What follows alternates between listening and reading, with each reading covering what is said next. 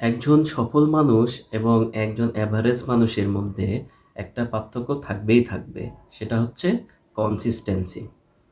আপনি যদি সফল হতে চান, আপনাকে কনসিস্টেন্ট বা নিয়মিত হতেই হবে। ধরেন আপনি ফিট হতে চাচ্ছেন, আপনি জিমে যাবেন। জিমে যাওয়ার সময় নেই, টাকা নেই, সুযোগ নেই।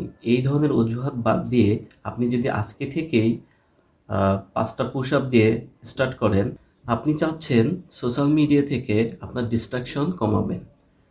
আপনি বই পড়বেন, আ অভ্যাস করবেন, প্রতিদিন পড়বেন। ১ পৃষ্ঠা অথবা কমপক্ষে একটা প্যারা হলেও আপনি পড়বেন।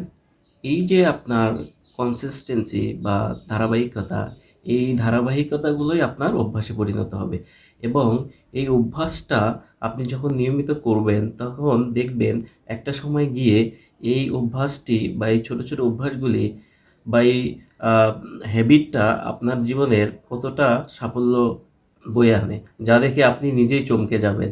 তো এটার নামই হচ্ছে সাকসেস। তাই জীবনে আপনি যে কোনো অবস্থায়, যে কোনো পরিস্থিতিতে, যে কোনো জায়গায় যদি সফলতা অর্জন করতে চান বা সাকসেস হতে চান, সেক্ষেত্রে এই স্টেপগুলো ছোট, কিন্তু আপনি এগুলো নিয়মিতভাবে কনসিস্টেন্টলি করেন, তাহলে দেখবেন এই অভ্যাসগুলোই আপনাকে একজন এভারেজ মানুষ থেকে আলাদা করবে এবং একজন সফল মানুষ হিসেবে গড়ে উঠতে সাহায্য করবে।